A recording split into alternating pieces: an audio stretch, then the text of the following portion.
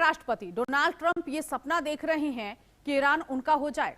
ऐसा ये इसलिए कहा जा रहा है क्योंकि इस वक्त ईरान की अगर बात करें तो लगभग 17-18 दिन हो चुके हैं और ईरान में लगातार नॉन स्टॉप प्रोटेस्ट जारी है।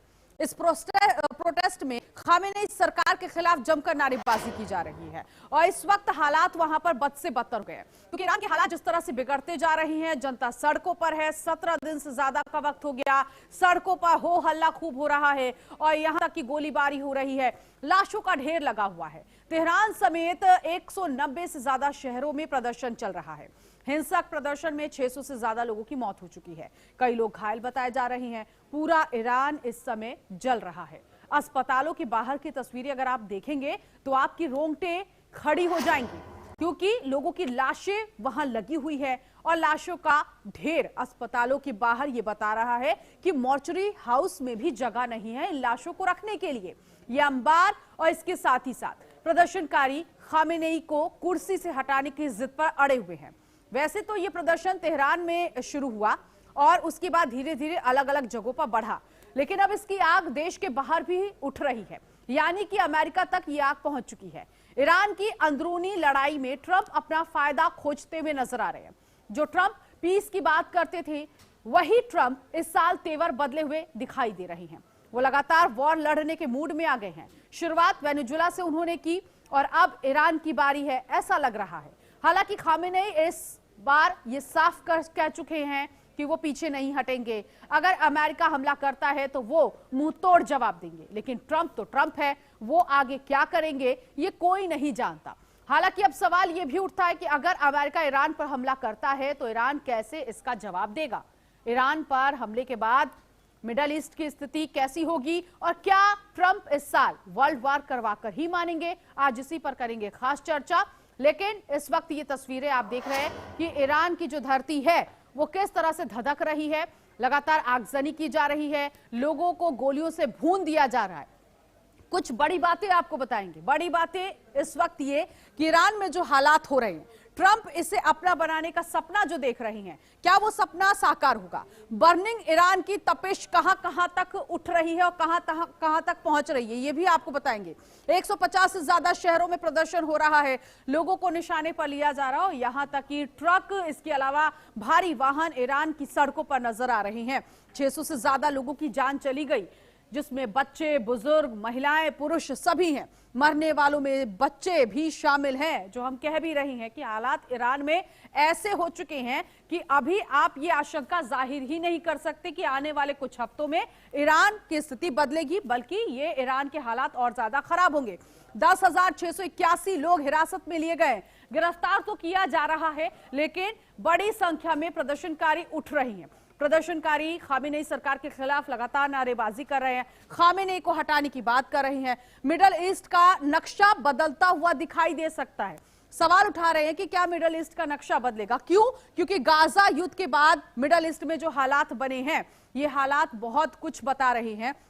और इसके साथ ही साथ आपको देखिए कुछ ऐसी बातें भी जो कि जाननी बहुत जरूरी है। और ईरान के हालात को लेकर चीन और इसके साथ ही साथ दूसरे देश जो अभी तक बहुत ज्यादा ईरान के भी हितैषी बने हुए थे, वो देश क्या अब ईरान का सपोर्ट करेंगे। क्योंकि देखिए ये सवाल इसलिए भी क्योंकि वेनेजुएला में जो हालात हुए थे उसके बाद चीन कैसे पीछे हट गया था। बाद में जरूर वो ये कह रहा था कि अमेरिका ने जो एयर स्ट्राइक की है वो एयर स्ट्राइक इसकी निंदा करते हैं, लेकिन इस वक्त कौन किस पर भारी है और कैसे यहां पर हालात बदलेंगे, इस पर करेंगे चर्चा। लेकिन इस वक्त देख लेते हैं, अगर हम अमेरिका और ईरान की बात करें, रक्षा बजट दोनों का कितना अंतर है। अमेरिका का रक्षा बजट जान लीजिए 800 अरब डॉलर है, तो ईरान में 15 अरब डॉलर, यानी कि ईरान फिसड्डी हो गया रक्षा बजट के मामले में। सैनिक की बात कर लेते हैं तो 1.3 मिलियन सैनिक जो है अमेरिका के पास है, लेकिन ईरान के पास सिर्फ 6,10,000 सैनिक। क्या इन सैनिकों से खामेनेई सरकार जंग लड़ पाएगी? सवाल बहुत अहम है। अब देखिए कौन किस पर और कितना भारी पड़ता हुआ दिखाई देगा। रिसोर्स की बात करें, यानी कि जो फिक्स्ड फोर्स है, जो सैनिक है वो किस पास कितने हैं। 7,99,000 अमेरिका के पास हैं, लेकिन इसमें ईरान फिसड्डी है। अमेरिका में 4657 टैंक है, ईरान के पास मात्र 1713 टैंक है। और रॉकेट लॉन्चर की बात करें तो 641 अमेरिका के पास रॉकेट लॉन्चर है और ईरान के पास 1517 रॉकेट लॉन्चर है। ईरान इस मामले में आगे दिखता हुआ दिखाई दे रहा है। फाइटर जेट में 1790 अमेरिका के पास है, लेकिन ईरान के पास 188 ही फाइटर जेट है।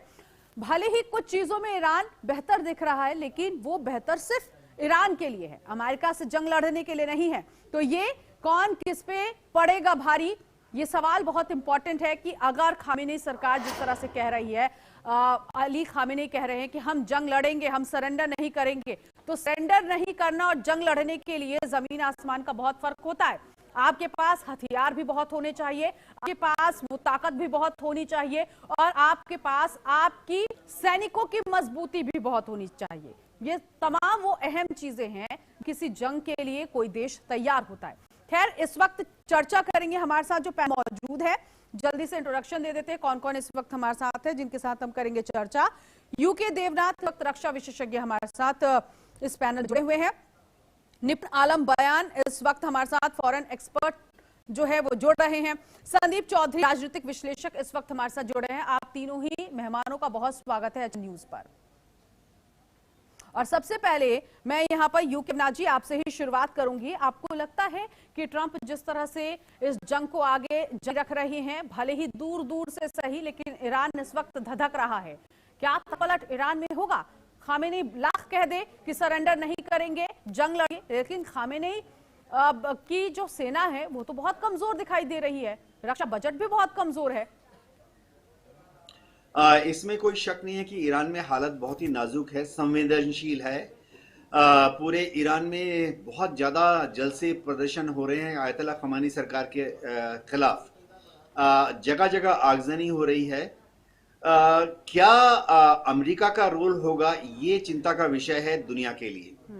अब यह है कि अमेरिका में फिलहाल चाहे हम पेंटागन की सोचें, CIA की सोचें, डोनाल्ड ट्रंप की सोचें, सब ये उम्मीद कर रहे हैं कि अगले 24 घंटे में या 48 घंटे में ईरान के अंदर अंदरूनी बलवा जो हो रहा है, प्रदर्शन जो हो रहे हैं, उससे ही खामेनी सरकार गिर जाएगी और खामेनी जो हैं देश छोड़कर भागने के लिए बाध्य हो जाएंगे। हाँ। अमेरिका इंतजार कर रहा है। अब सवाल उठता है कि इसके बाद क्या। देखिए, अमेरिका अगर अगले 24 या 48 घंटे में कुछ नहीं होता तो क्या अमेरिका ईरान पर हमला करेगा? जाहिर बात है। देखिए, ईरान की जो एयरफोर्स है वो ना के बराबर है। ईरान की आर्मी में करीबन 6 लाख फौज है। ईरान की नेवी ना के बराबर है। लेकिन ईरान का सबसे बड़ा जो मजबूत पक्ष है वो है IRG, Iranian revolutionary guard core. उसमें 1,75,000 लोग हैं, सिपाही हैं। अब ये IRG में जो 1,75,000 सिपाही हैं, चाहे जवान हो, JC हो या अफसर हो, ये सब खास तौर पर सिलेक्ट किए जाते हैं पॉलिटिकल लेवल पर। हाँ। इनको IRG में भर्ती करने के पहले देखा जाता है कि ये क्या आयतुल्लाह खमेनी के प्रति अपनी लॉयल्टी यानी पर्सनल व्यक्तिगत वफादारी दिखा सकते हैं कि नहीं। तो जब तक ये IRG मजबूती से आयतुल्लाह खमेनी के साथ खड़े हैं, तब तक अमेरिका ईरान पर हमला करने की सोचेगा नहीं। जमीनी हमला अमेरिका नहीं कर सकता, बूट्स ऑन ग्राउंड नहीं डाल सकता, क्योंकि डेमोक्रेट्स रिपब्लिकन्स दोनों को ही पसंद नहीं कि अमेरिकन फौजियों की जो लाशें हैं वो कफन में बंद होकर अमेरिका पहुंचे। अमेरिका अपने बेटों को, अपने पिताजी को, अपने हस्बैंड को नहीं खोना चाहता है। जी, अभी अमेरिका तैयार है। किस चीज के लिए तैयार है? एकदम तैयार है। दियागो गार्सिया में अमेरिका के B-2 बॉम्बर्स तैयार हैं ईरान पर बमबारी करने के लिए। भूमध्य सागर में अमेरिका के एयरक्राफ्ट कैरियर तैयार हैं, फाइटर बॉम्बर तैयार हैं ईरान पर बमबारी करने के लिए। सबसे बड़ी बात है कि अमेरिका ने इजराइल को राजी कर लिया है कि जैसे ही अमेरिका बोलेगा, महज एक घंटे के नोटिस में 100 या 200 इजराइल एयरफोर्स के जहाज जाकर ईरान बमबारी करेंगे। लेकिन उसमें अभी समय है, 1 दिन का समय या 2 दिन का समय है।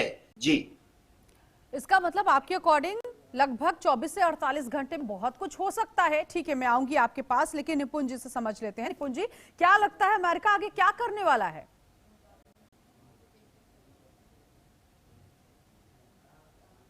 देखिए, अमेरिका, जैसे भी यूके देवनाथ जी ने बताया, उन्होंने पूरा इसका एक्सपेरिमेंट कर भी दिया है। वैसे देखिए, अभी क्या है कि अमेरिका की अगर हम बात करें, अमेरिका अभी रिस्क लेने की क्षमता तो दिखा रहा है कि वो बिल्कुल रिस्क ले सकता है और किसी भी हद तक वो जाकर अपने इंटरेस्ट को फुलफिल करने के लिए रेडी है।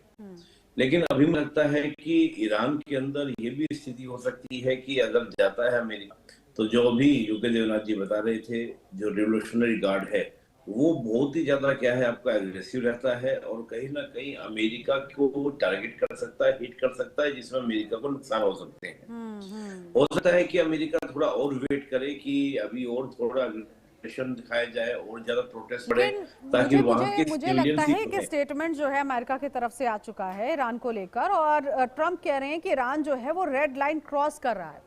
तो क्या हम इस स्टेटमेंट को ऐसे समझे कि वो अब आखिरी चेतावनी ट्रंप दे रहे हैं ईरान को? देखिए, अमेरिका के बारे में अभी, क्योंकि ईरान के बारे में इस प्रकार की चेतावनी 2022 में हमको देखने को मिली थी, उससे पहले भी कई बार ईरान के बारे में देखने को मिली। लेकिन देखिए, ईरान जो है वो वेनेजुएला नहीं है।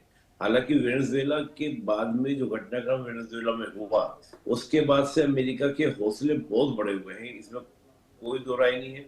लेकिन अभी भी मैं कह रहा हूँ कि वहां पर जो ईरान की स्थिति है वो वेनेजुएला जैसी स्थिति नहीं होगी। तो अमेरिका पूरे रिस्क को एनालिसिस कर रहा होगा, पूरा मैनेजमेंट कर रहा होगा, तब उसके बाद क्या वो किसी एक्शन के बारे में सोचेगा। लेकिन ये जरूर है कि होने वाला जो समय अभी है, यानी कि चाहे वो 1 दिन 2 दिन जो भी समय लगे, वो बहुत ही क्रिटिकल होने वाला है। या तो ईरान में बहुत हैवी तरीके से प्रोटेस्ट बहुत ज्यादा स्टार्ट हो, हालांकि ऑलरेडी हैवी है, ऑलरेडी खामनेई साहब के खिलाफ बहुत एग्रेसिव ऐसे प्रदर्शन जो है 2022 में भी आप नहीं देखेंगे। इस बार तो सीधा सीधा सरकार से टक्कर लेने वाली स्थिति है, सरकार के फ्लैग ऑफिसों में कब्जा कर लिया गया है। तो जो ये स्थिति है बहुत सिचुएशन बड़ी टेंस वाली स्थिति है। लेकिन बात मैं भी कहूंगा रिवोल्यूशनरी गार्ड जो है पूंछ से खामनेई के बैक में। मैंने आप दोनों को सुना संदीप जी, जिस तरह से खामेनेई कह रहे हैं, अयातुल्लाह अली खामेनेई, कि हम सरेंडर करने के लिए तैयार नहीं है, जंग में हम लड़ेंगे। तो यहाँ पर खामेनेई को तो ये समझ में आ रहा है कि जब अपनी ही जनता खामेनेई को उखाड़ फेंकने के लिए आतुर है, तो कहीं ना कहीं खामेनेई इस तरह के स्टेटमेंट इसलिए भी दे रहे हैं कि वो ये ना बता पाए कि उनकी ताकत कमजोर हो गई है। ऐसा है क्या? देखिए मैडम, खामनेई जो है, खामनेई बलि का बकरा बनने के लिए तैयार है और बकरे की मां कब तक खैर बनाएगी। आप हिस्ट्री देखिए, जिस तरीके से हाल ही में वेनेजुएला का आपने उदाहरण दिया, वेनेजुएला में किस तरीके से अमेरिका ने कब्जा किया और अपने आप को वहां का राष्ट्रपति भी उन्होंने घोषित कर दिया है। इसी तरीके से कभी लीबिया के अंदर अमेरिका ने किया, इसी तरीके से इराक के अंदर किया, सीरिया के अंदर किया।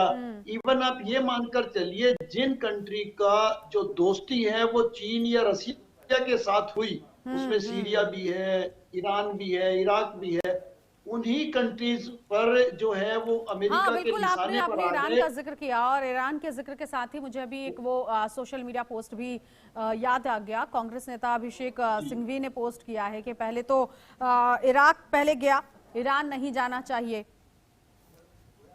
जी जी बिल्कुल। देखिए, जो इराक के साथ हुआ, जो लीबिया के साथ हुआ, जो वेनेजुएला के साथ हुआ, और गल्फ के बहुत सारे कंट्री उनके साथ, इसलिए आपको ऐसा सुनने को और देखने को नहीं मिला कि वो पहले से ही अमेरिका के यहाँ नतमस्तक है, जहां पे तेल निकलता है। ईरान पर जिस दिन अमेरिका का कब्जा हो जाएगा, ये मानिए कि करीब 99% दुनिया का जो पेट्रोलियम पदार्थ है उन पर अमेरिका का कब्जा हो जाएगा। और इस तरीके से अमेरिका जो अपने दुश्मन है उनकी कहीं ना कहीं कमर तोड़ने में सफल हो जाएगा, चाहे वो चीन हो, चाहे रसिया हो, रसिया पर आखिरी प्रहार हो जाएगा। तो कहीं ना कहीं आप ये मानकर चलिए, ये वर्ल्ड वाइड इस तरीके का माहौल अमेरिका ने क्रिएट कर दिया है और अपनी ताकत का एहसास भी करा दिया है। अभी तक लोगों के दिलो दिमाग में एक भ्रम था कि शायद रसिया से नहीं टकराएगा अमेरिका, लेकिन जिस तरीके से रसिया के जो तेल के जहाज थे उन पर अमेरिका ने कब्जा किया है, तो वो भ्रम भी कहीं ना कहीं तोड़ दिया है कि रसिया से बहुत आगे है अपनी मजबूती में, अपनी फील्डिंग में, अपनी राजनीति में, अपनी स्ट्रेटेजी में। ठीक है देवनाथ जी, लेकिन एक वीडियो मैं देख रही थी इस वक्त ईरान में जिस तरह से हालात बने हुए हैं, लोग ये भी कह रहे हैं कि ये आतंकवादी हैं जो कि प्रदर्शन कर रहे हैं। तो ये क्या खामेनेई सरकार की तरफ से सब कुछ कराया जा रहा है कि अब उन्हें कुछ नहीं मिला तो अपनी ही जनता को आतंकवादी करार दे दिया? लेकिन सवाल तो अब ये भी है ना कि उस प्रदर्शन में बच्चे भी हैं, वो बच्चे कैसे आतंकवादी हो सकते हैं?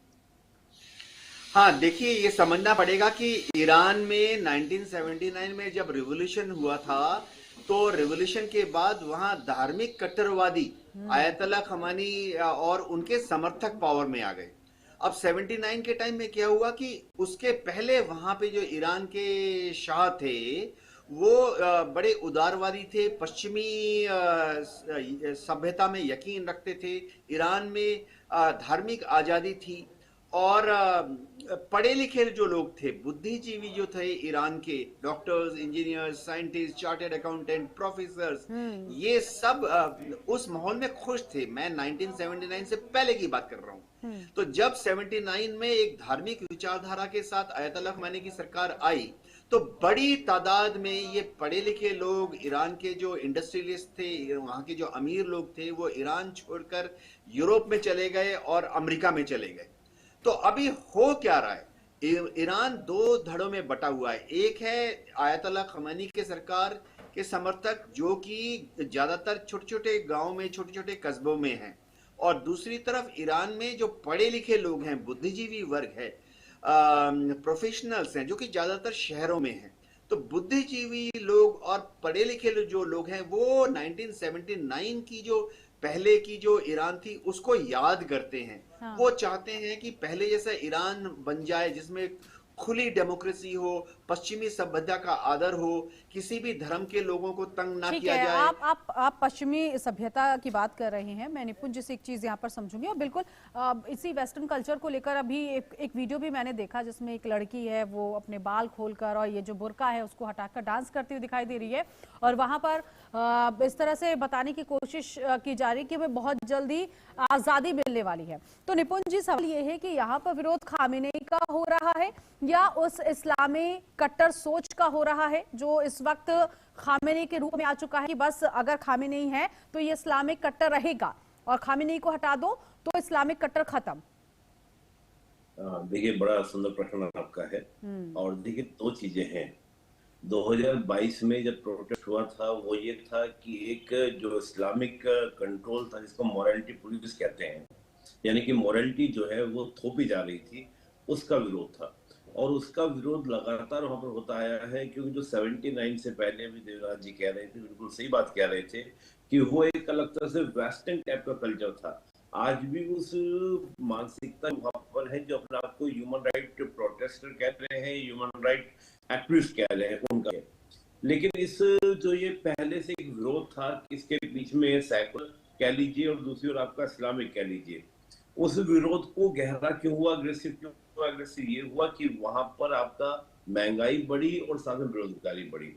होता ही है 79 में भी जो हुआ था वो भी इसी तरीके से था कि प्रेसिडेंट गवर्नमेंट के अगेंस्ट गुस्सा निकला, और वो गुस्सा इसी वजह से था क्योंकि महंगाई और वहां बेरोजगारी ये चरम पर थी। आज ईरान में वही स्थिति है। और एक बात सिंपल सी कही जाती है कि जब इकोनॉमिकल क्राइसिस क्रिएट होता है तो सोसाइटी में पैनिक फैलता है, और सोसाइटी का पैनिक पॉलिटिकली क्या करता है, अनस्टेबिलिटी की ओर बढ़ाता है।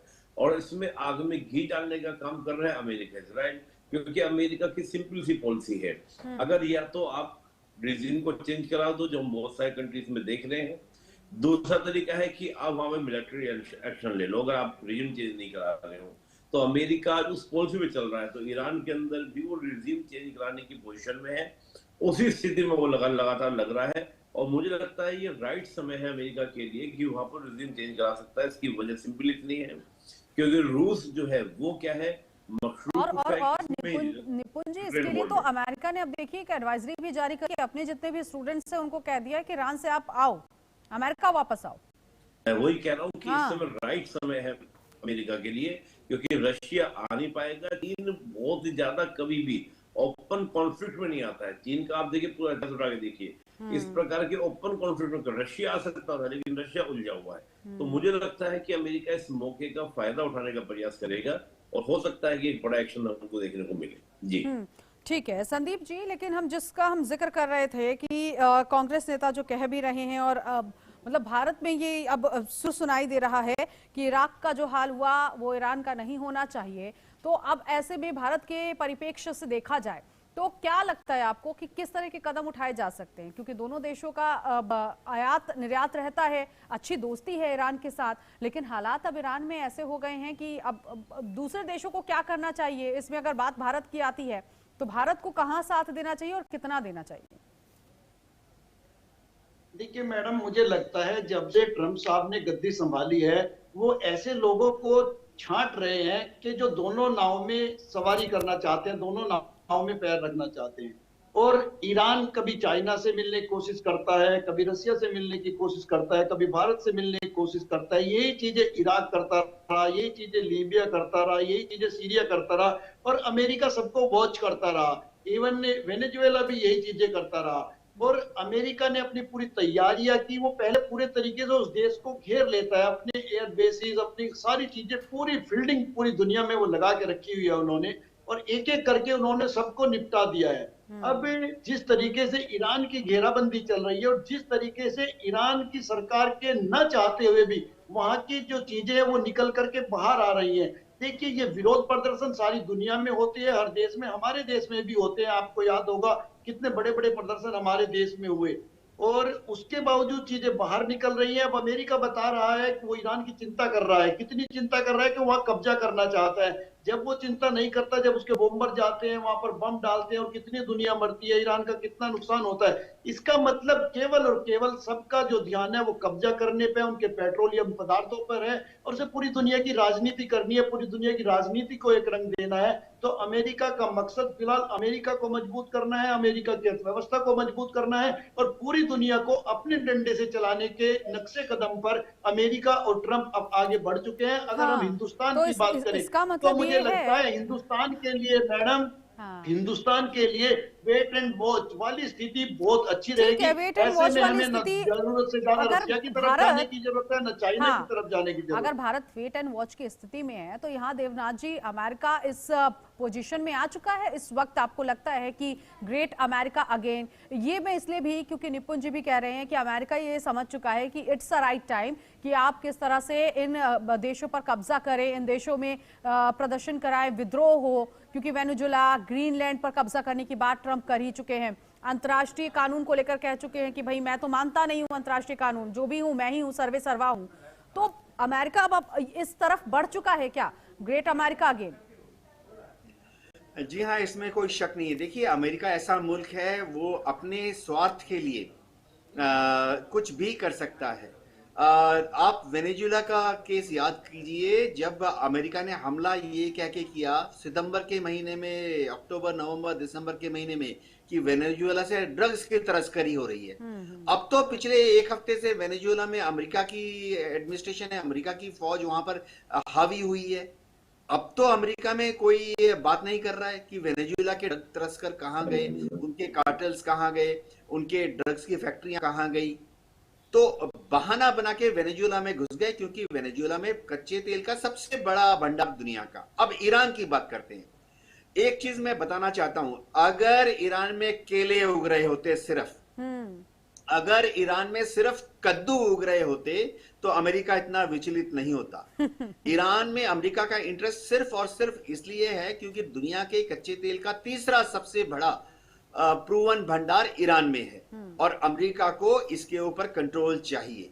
हाँ ठीक है, इजराइल भी इंटरेस्टेड है, क्योंकि इजराइल को लग रहा है कि शायद ईरान एक न्यूक्लियर बम बना रहा है, और इजराइल नहीं चाहेगा कि ईरान के हाथ में एक न्यूक्लियर बम आए।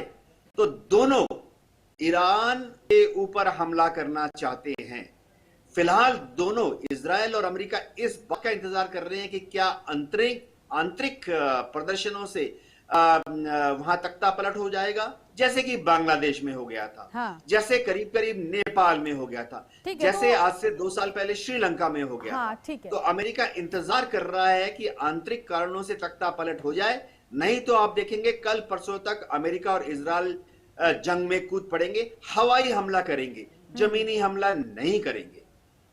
और अगर ऐसा होता है निपुण जी, तो खामेनी का क्या होगा? आप कौन सा रास्ता अपनाएंगे?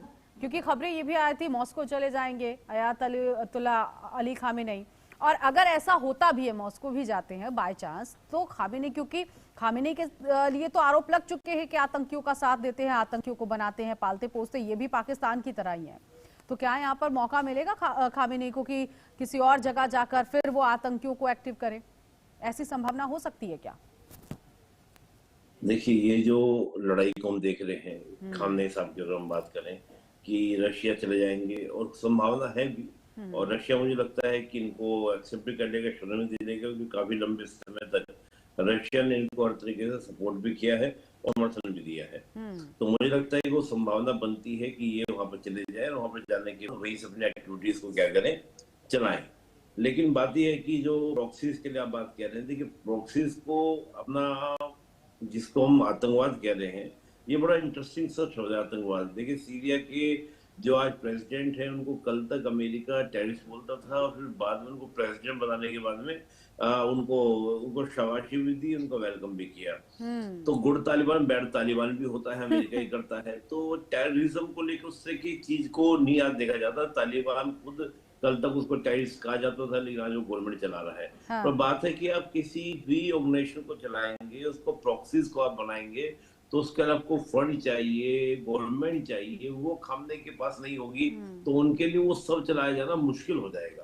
वो नहीं चला पाएंगे। जो ईरान के सुप्रीम लीडर रहते हुए चला सकते थे, जिसमें ईरान का अच्छा खासा फंड जो है वो अपने प्रॉक्सीज को दिया करते थे, लेकिन आज अगर वो निकल जाते हैं वहां से, तो उनके लिए सारे एक्टिविटीज चलाना पॉसिबल ही नहीं है, संभव ही नहीं है, क्योंकि फंड्स ही नहीं होंगे। फंड्स पर तो पूरा कंट्रोल फिर अमेरिका का या अमेरिका के द्वारा बिठाए गए किसी गवर्नमेंट का हो जाएगा, या जिस प्रकार से पहलवी की बात हो रही है तो उनके परिवार का। अच्छा, ठीक है, मैं आपको बीच में रोक रही हूँ, लेकिन एक स्टेटमेंट और बहुत इंपॉर्टेंट है यहाँ पर, क्योंकि अभी हम जिक्र कर रहे थे कि ट्रंप कह रहे हैं कि जो रेड लाइन है वो क्रॉस मत करो, नहीं तो बहुत बुरा होगा ईरान को। अब ईरान भी अमेरिका को चेतावनी दे रहा है। चेतावनी क्या दे रहा है कि अगर उस पर हमला हुआ तो अमेरिकी सेना और इजराइल दोनों को निशाना बनाया जाएगा। तो यहाँ पर क्या ये स्थिति आ गई है ईरान के लिए कि मरता क्या ना करता? नहीं, देखिए, एक बात आपने इंटरेस्टिंग बात देखी होगी। मैं मानता हूं कि जो रिवोल्यूशनरी गार्ड्स है वो खामनेई साहब के लिए पूरा वफादार की तरह कार्य करता है, और उधर से एक्शंस भी होंगे, क्योंकि हमने इराक में भी इस तरह की स्थिति देखी। लेकिन देखिए, बिल्कुल चीजें बदल चुकी हैं। पहले इराक की स्थिति अलग थी जब सद्दाम हुसैन पर कार्रवाई की गई। आज भी हम देखें तो स्थिति बहुत डिफरेंट है। टेक्नोलॉजिकल वॉरफेयर है, तमाम तरह की बातें हैं। तो निश्चित रूप से ईरान कहीं ना कहीं रिटेलिएट करने का प्रयास करेगा, रिवोल्यूशनरी गार्ड रिटेलिएट करेंगे। लेकिन मुझे लग रहा है कि अमेरिका बहुत सावधानीपूर्वक, बहुत खर्च किए बगैर, बहुत ज्यादा लंबा वॉर को खींचे बगैर, क्योंकि अमेरिका जानता है जब मैं डायरेक्ट जंप करता हूँ, डायरेक्ट टूटता हूँ, तो ऐसा ना हो जाए यूक्रेन की तरफ फंसने वाली स्थिति हो जाए कि मैं यूक्रेन में जैसे रशिया फंसा, हम लोग फंस जाए। अमेरिका सब फंसना नहीं चाहेगा, रिस्क को पूरा कैलकुलेट करके बाहर निकलने का प्रयास करेगा। हो सकता है कि अंदर खाने, ये भी हो सकता है कि वहां पर स्थिति ये हो कि जो रिवोल्यूशनरी गार्ड्स हैं उनके भी जो सोल्जर्स हैं उनको खरीद लिया जाए या अलग से खड़ा कर दिया जाए, क्योंकि वेनेजुएला में कुछ इस तरह की स्थिति भी हुई थी। मतलब ये आप जो ये आशंका जाहिर कर रहे हैं ये अमेरिका को लेकर कि अमेरिका हो सकता है कि वहां की सैनिक को अपने अंडर ले, ब्रेन वॉश हो सकता है, क्योंकि वेनेजुएला में ऐसा हुआ है। तो वेनेजुएला जैसी टैक्टिक्स जो है, तो इसका मतलब देवनाथ जी, अगर ऐसा होता भी है तो इसका मतलब तो अमेरिका, ट्रंप समझ ही जाएंगे कि पूरी तरह से ईरान अब उनके कब्जे में आ गया है।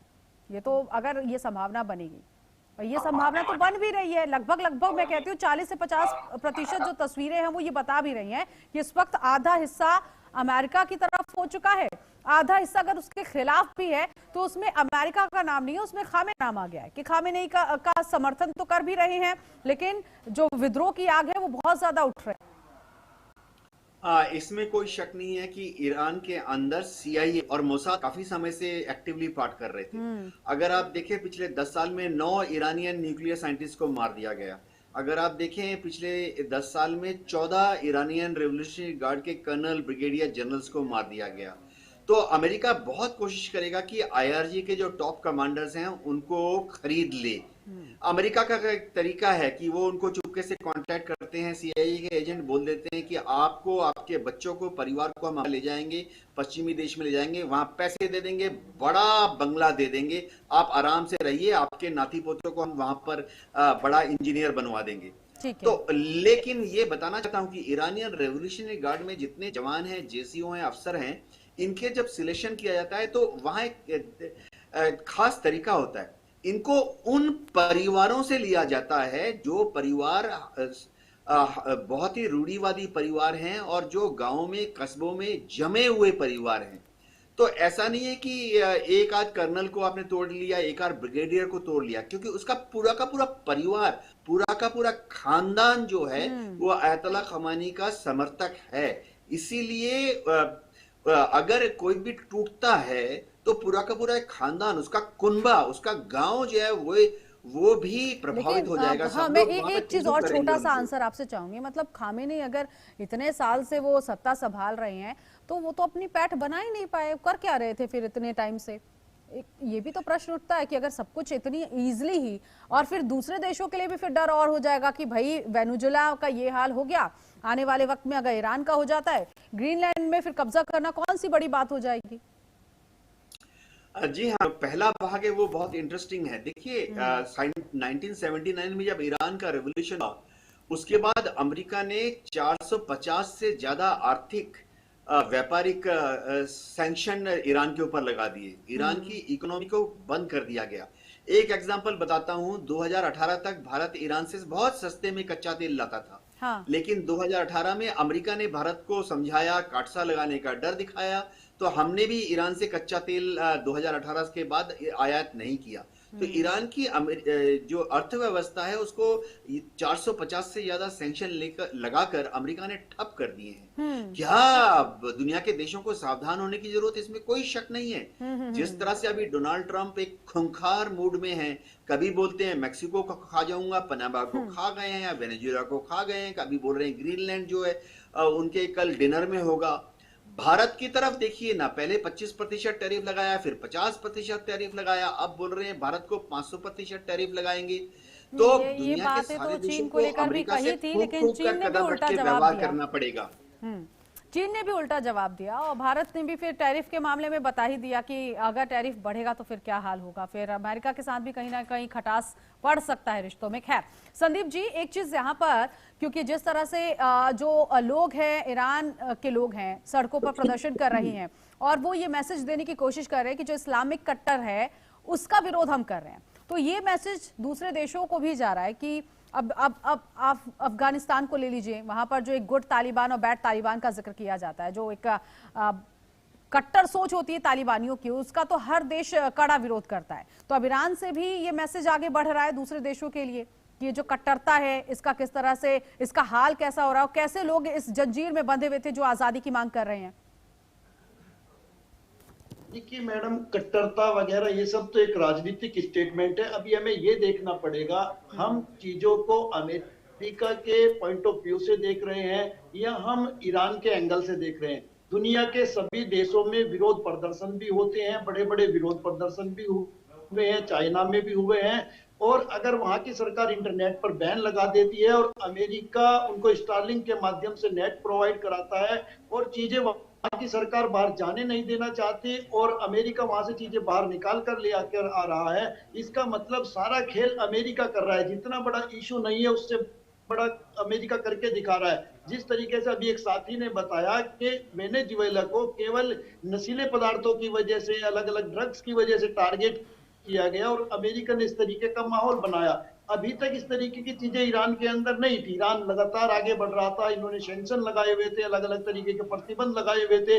और जैसे भारत की बात की जाती है, कभी 50% का, कभी 25% का, कभी 500% का, तो अमेरिका कहीं ना कहीं चीजों को मॉनिटर कर रहा है। अमेरिका को ये जरूर पता है कि भारत हमारे दुश्मन देश रशिया के साथ काम कर रहा है लगातार, और इन चीजों में वो बार बार ये जरूर कहता है कि माय डियर फ्रेंड या माय डियर चीजें, वो ऐसा सबके साथ बोलता है। लेकिन कहीं ना कहीं जो टैरिफ लगाता है उससे उसके अंदर की जलन भी पैदा चलती है।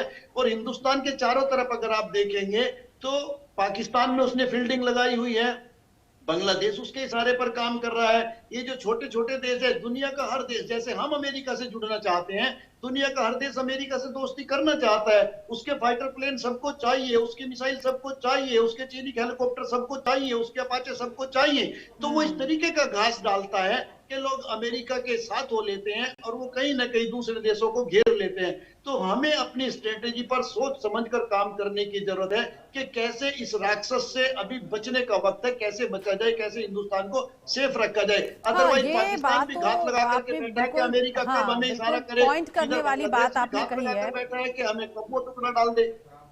हाँ, ये बात तो आपने बिल्कुल पॉइंट करने वाली बात है, क्योंकि निपुण जी अभी स्टार्टिंग जिस तरह से हम देख रहे हैं वो सारे देश जिनको कब्जे में लेने की कोशिश हो रही है या जिन पर कब्जा हो भी रहा है अमेरिका का, उसकी कमजोरी, वो कमजोर नब्ज अमेरिका टटोल चुका है, भाप चुका है। और ये आज और कल और इस साल का नहीं हुआ या 2025 का नहीं, लंबे समय से अमेरिका इस पूरे मामले में रणनीति बना रहा है। तब जाके यहाँ पर उसने वेनेजुएला को भी कब्जे में लिया और ग्रीनलैंड को कब्जे में करने का सपना देख रहा है। और ईरान की बात करें तो यहाँ पर भी ये प्रदर्शन अमेरिका की वजह से ही हो रहा है।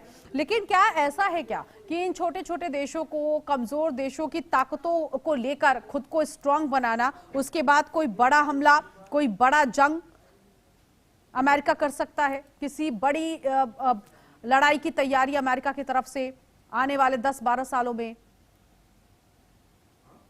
नहीं, देखिए, एक बात आप समझनी पड़ेगी। हम लोग अगर देखते हैं, अमेरिका की जो मिनिस्ट्री थी जिसको डिफेंस मिनिस्ट्री कहता था, उसका नाम उसने बदलकर वॉर मिनिस्ट्री कर दिया, मिनिस्ट्री ऑफ वॉर कर दिया है। तो ये तो बात क्लियर हो गई है कि वो वॉर करने के लिए अब किसी भी हद तक वॉर भी कर सकते हैं, इसमें तो कोई दो राय नहीं है। ठीक है। और अमेरिका का जो बिहेवियर है वो बहुत ही अग्रेसिव, इसमें हम उस अमेरिका को देख रहे हैं जो अपने इंटरेस्ट को फुलफिल करने के लिए किसी भी हद तक जाने को क्या रेडी है। उसके लिए कोई इंटरनेशनल नॉर्म्स, कोई इंटरनेशनल इंस्टीट्यूशंस आज की डेट में मायने नहीं करते। अब ऐसे में दो सूरतें हैं, या तो अब अमेरिका की जो दादागिरी चल रही है, जो वो इंटरनेशनल नॉर्म के धज्जे उड़ा रहा है, उनको या तो आप एक्सेप्ट कर लीजिए कि अमेरिका है, ताकतवर है, लाठी है उसके हाथ में और वो जो कर रहा है सही कर रहा है। या तो ये तरीका अप्रोच पूरी दुनिया को अपनाना पड़ेगा, या पूरी दुनिया को आपको यूनाइट होकर अमेरिका के सामने खड़ा होना होगा। एक बात ये भी होती है कि जब कोई कंट्री इतना ओपनली आकर फ्रंट फुट पे आके खेलने का प्रयास करता है तो उससे कुछ ब्लंडर्स भी होती है, मिस्टेक्स भी होती है। मुझे लग रहा है कि अमेरिका भी कहीं ना कहीं उस तरह के ब्लंडर्स की ओर, उस तरह की गलतियों की ओर बढ़ रहा है। हो सकता है कि अमेरिका खुद ही अपने द्वारा जो बनाए गए ट्रैप्स हैं उसमें क्या हो जाए, फंस जाए या उसमें कहीं ना कहीं उलझ जाए। हाँ, तो मुझे लगता है कि अमेरिका को थोड़ा सा पेशेंसफुली काम करना चाहिए, जिस प्रकार से बड़ा दिक्कत उसके लिए कर सकता है। जी ठीक है, लेकिन इन सबके बीच देवनाथ जी, आपको लगता है कि जो रजा पहलवी हैं वो अभी से सपने देखने लगे हैं कि सत्ता उनको मिल सकती है अब? क्योंकि एक स्टेटमेंट यहाँ पर रजा पहलवी का भी आ चुका है और उन्होंने ये लिखा है कि मैं देश लौटने की तैयारी कर रहा हूँ। और आपको भी याद होगा कि जब ये प्रदर्शन हुआ था तो रजा पहलवी ने ही अपील की थी कि अपनी आज़ादी के लिए अपना हक मांगो, उसके लिए सड़कों पर आना पड़ेगा, और धन्यवाद कर रहे थे अमेरिका का। तो जो रजा पहलवी सपने देख रहे हैं, देश तो लौट ही रहे हैं, वो बता भी चुके हैं, लेकिन सत्ता क्या रजा पहलवी की तरफ जाएगी, ये मुहर लगा रहे हैं वो अपने पोस्ट के जरिए। जी हाँ, देखिए, अमेरिका का एक टूल किट होता है। पहले तो वो एक बहाना ढूंढता है कि ईरान में क्यों घुसना है, ईरान में घुसना है। वो बहाना ऐसे देगा, अभी बोल रहा है कि ईरान में जो खुमैनी सरकार है वो ईरान के लोगों को मार रही है, तो चलो अमेरिका के अंदर। कहते हैं ना, तंबू के अंदर ऊंट घुस गया। ऊंट कहता है मैं तंबू के अंदर इसलिए घुस गया क्योंकि मुझे वो दिए पे फू मारनी थी, नहीं तो आग लग जाती। अब ये रजा पहलवी की जहां तक बात है, अमेरिका के टूल किट का एक और हिस्सा है। अमेरिका को जहां जहां सत्ता परिवर्तन करना होता है वो पहले किसी एक नागरिक को चुनकर ऊपर पैराशूट लैंडिंग करा देता है। बांग्लादेश में अगर हम देखें, जब वहां दंगे हुए, बलवे हुए, आगजनी हुई, तो शेख हसीना बाहर जैसे ही निकली, तुरंत मोहम्मद यूनुस को पैराशूट लैंडिंग करा दी। इस तरह से अमेरिका ने दुनिया में कई जगह पे की कि वह एक नागरिक को दूर दराज से आके उतार देते हैं। तो रजा पहलवी, अगर आयतुल्लाह खुमैनी देश छोड़कर भाग जाते हैं तो रजा पहलवी को वहां बिठा देंगे। वो पहले शहाब ईरान के बेटे हैं, तो एक थोड़ी लेजिटिमेसी मिल जाती है। यानी ठीक है, ईरान के लोग भी सोचेंगे हमारे ही राजा थे, अब उनके ही बेटे मतलब प्रिंस है तो यही राजा बनेंगे। लेकिन रजा पहलवी को बिठाकर सबसे बड़ी बात है, अमेरिका चाहता क्या है? चाहता है कि वो एक पिट्ठू सरकार होगी, एक कठपुतली सरकार होगी, और अमेरिका जैसे कहेगा कच्चे तेल के बारे में वैसा ही करेगा। हाँ। दूसरी चीज, अमेरिका इजराइल चाहते हैं कि ईरान अपना न्यूक्लियर प्रोग्राम बंद कर दे, एटॉमिक हथियार ना बनाए। तो रजा पहलवी जो है सबसे पहले काम क्या करेंगे? आदेश दे देंगे दाएं बाएं अपने साइंटिस्ट को, अपने फौज को और अपनी मिनिस्ट्री ऑफ डिफेंस और साइंटिस्ट को कि भाई न्यूक्लियर बम मत बनाओ। तो रजा पहलवी को पैराशूट ड्रॉप करने में अमेरिका को 48 घंटे नहीं लगेंगे। एक और चीज जो मैं बताना चाहता हूं, देखिए होता यह है कि जब रजा पहलवी ईरान छोड़कर भागे, 1979 की बात है, तो उन बड़ी तादाद में ईरान के जो इंडस्ट्रियलिस्ट थे, धनाढ्य लोग थे, ऐसे लोग जो कि जमीलों के मालिक थे, बहुत पैसा था, ये सब ईरान छोड़कर भागे। और जब ये लोग यूरोप पहुंचे और अमेरिका पहुंचे तो इन लोगों ने यूरोप और अमेरिका में अपना एक संगठन बना लिया कि किस तरह से आयतुल्लाह खमेनी को बाहर से रजिस्ट किया जाए। और जाहिर बात है सीआईए को एक पका पकाया एक मंच मिल गया, सीआईए ने इस संगठन में घुसपैठ कर दी। तो रजा पहलवी या अमेरिका में बसे हुए सारे ईरानी या यूरोप में बैठे जितने पलायन करके गए ईरान के धनाढ्य लोग थे, अमीर लोग थे, फाइनेंशियल जायंट्स थे, इन सबको रजा पहलवी में एक बैठे ठाले एक बिंदु मिल जाता है कि यार इसको बिठा दो, उसके बाद अमेरिका और हम लोग राज करेंगे। ठीक है निपुण जी, एक चीज यहाँ पर मैं आपसे समझना चाहूंगी, जिस तरह से अमेरिका, वेनेजुएला, यहाँ तक कि ईरान के तेल पर उसकी नजर है, प्राकृतिक गैस पर नजर है, क्या ऐसा हो रहा है कि अमेरिका इस वक्त सभी देशों का जो तेल भंडार है उसका बॉस बनने की कोशिश हो रहा है? और अगर ऐसा है तो क्या सिर्फ वो रशिया को ये ताकत दिखाना चाहता है कि तुमसे कहीं ज्यादा बहुत सारा तेल भंडार हमारे पास आ चुका है, या इसके जरिए कोई और भी देश जिसको टारगेट पर ले रहा है? हो सकता है भारत भी इस पर हो, क्योंकि भारत अभी लाख कोशिश की गई अमेरिका की तरफ से कि भारत और रशिया के बीच दरार आ जाए और भारत उससे तेल ना खरीदे, लेकिन भारत ने कट टू क्लियर कर दिया कि हमारी दोस्ती बरकरार रहेगी। तो क्या बॉस तो बन ही रहा है भंडार ले लेकर सभी देशों का, लेकिन वो आने वाले वक्त में रशिया को आंखें दिखा रहा है, या रशिया के बहाने और भी दूसरे स्टेट है, दूसरे भी कंट्रीज हैं? नहीं, देखिए अमेरिका का सोच अब ये है कि मुझे कैसे भी करके पूरी दुनिया के जो रिसोर्सेज हैं उन पर नियंत्रण करना है। और आपको याद होगा लास्ट ईयर 2024 की अगर हम बात करें तो चीन के प्रेसिडेंट जिनपिंग ने एक बड़ी बात कही थी कि दुनिया में इतनी रिसोर्सेज हैं कि अगर चीन और अमेरिका तय कर लें तो पूरी दुनिया के रिसोर्सेज उनके लिए पर्याप्त होंगे। तो आज अमेरिका ये सोच रहा है कि जितने भी ज्यादा हो सके और नियंत्रण मेरे पास हो सके, कंट्रोल मेरे पास हो सके, और वो एक बहुत बड़ा ऑयल एक्सपोर्टर कंट्री बनना चाहता है। जिस प्रकार से कि वेनेजुएला पर कंट्रोल करने के बाद वो क्या बोलता है कि वेनेजुएला की सारी कंपनियों को अब अमेरिका क्या करेगा देखेगा और अपनी कंपनियों को वहां पर भेजेगा। तो ये वेनेजुएला का आप देखिए, ग्रीनलैंड को लेकर भी कि जो रेयर अर्थ मिनरल्स वहां पर है उसको लेकर कंट्रोल करने का प्रयास, मैक्सिको को लेकर बात करें, क्यूबा के तो अपने ही माँ के रुपयों को मजाक में बोल दिया, कनाडा के बारे में ऐसा बोल रहे थे।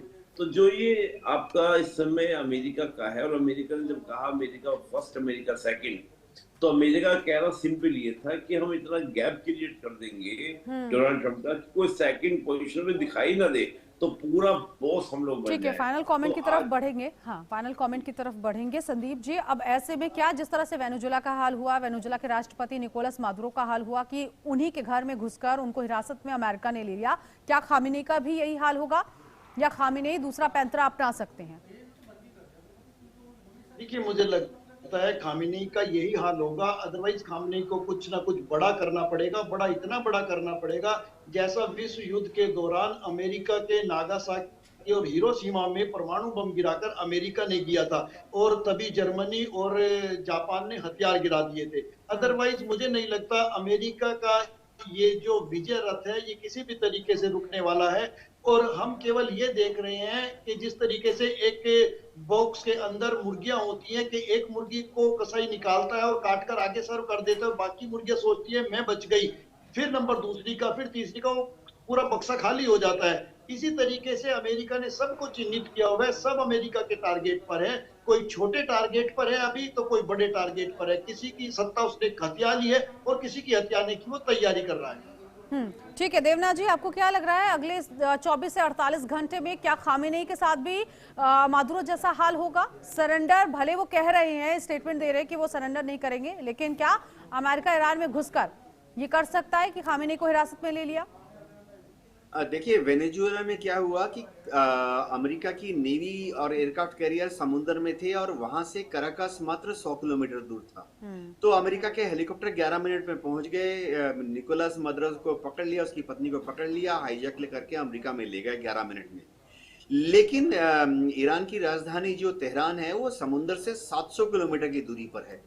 तो अमेरिका की जो हेलीकॉप्टर्स हैं उनको 700 किलोमीटर जाना, उसके बाद आयतुल्लाह खमेनी को उसके घर से हाईजैक करना और उसके बाद 700 किलोमीटर वापस आना काफी चैलेंजिंग है, क्योंकि 700 किलोमीटर जाने का मतलब है हेलीकॉप्टर 2 घंटे अंदर घुसेगा और फिर वापस 700 किलोमीटर आने का मतलब है 2 घंटे और लग जाएंगे।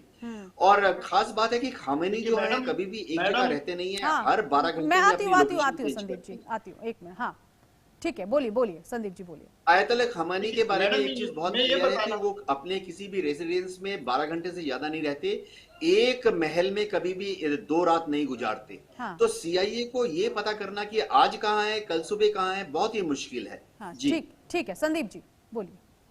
देखिए मैडम, अमेरिका ऐसा नहीं है कि अमेरिका से आएगा और इतनी दूर ऑपरेशन करने के लिए, उसके तो कतर में पूरी तैयारी है, कतर से भी वो इस ऑपरेशन को अंजाम दे सकता है। आप ये देखिए, पाकिस्तान तो अमेरिका से 7 समंदर पार था और इसी तरीके से एबटाबाद में छुपा हुआ ओसामा बिन लादेन, उसको वो उठा करके ले गया था। तो अमेरिका की जो प्लानिंग है, और अमेरिका के लोग अभी भी ईरान के अंदर मौजूद हैं, उनकी नजर है। अमेरिका का ईरान का कमांडर था सुलेमानी, उसको इस तरीके से उन्होंने बिल्कुल मौके पर खत्म कर दिया था कि ड्रोन जाकर उसी व्यक्ति के ऊपर गिरा। तो मुझे लगता है अमेरिका जो करेगा पूरी तैयारी के साथ करेगा। ठीक है निपुण जी, योर स्टेटमेंट। नहीं, मैं लास्ट कहूंगा कि देखिए, अमेरिका रिस्क लेने से तो रिस्क लेने के लिए पूरा समय समर्थ है और रिस्क लेगा भी, लेकिन बहुत नाप तोल के लेने के प्रयास करेगा, क्योंकि उसके पास एयरफोर्स है, के थ्रू कार्रवाई करने का प्रयास करेगा। और मुझे लगता है कि अभी और भी ज्यादा हो सकता है कि प्रोटेस्ट और करा दिए जाए, फंडिंग कर दी जाए। उस तरह से भी हो सकता है जो हमने नेपाल में देखा या हमने श्रीलंका में देखा, उस तरह के भी स्टेप हम पर हो सकते हैं कि जरूरी है कि अमेरिका को जाना ही ना पड़े। चलिए, अब क्या होगा आगे ईरान में प्रदर्शन तो थमेगा नहीं, लेकिन ईरान की सत्ता परिवर्तन में कितना वक्त और होगा ये देखने वाली बात होगी। और क्या वाकई सत्ता परिवर्तन होगा भी या कोई नया ट्विस्ट आ सकता है। बहुत शुक्रिया आप सभी खास मेहमानों का हमारे साथ जुड़ने के लिए। तो ईरान में हर दिन की जो तस्वीरें हैं वो बहुत कुछ बता रही हैं, लेकिन उन सब में कॉमन ये है कि ईरान की धरती इस वक्त आग की तरह धधक रही है, क्योंकि बड़ी संख्या में जो प्रदर्शनकारी हैं वो सड़कों पर उतरे हुए हैं। ईरान में खामेनेई को हटाने की मांग की जा रही है। अब ऐसे में अमेरिका के राष्ट्रपति डोनाल्ड ट्रंप का ये सपना कि वेनेजुएला के बाद ईरान का अगला नंबर, क्या उनका ये सपना पूरा होता है या नहीं, देखने वाली बात होगी। फिलहाल अभी के लिए बस इतना ही। बाकी की तमाम खबरों के लिए आप बने रहिए HNN न्यूज के साथ।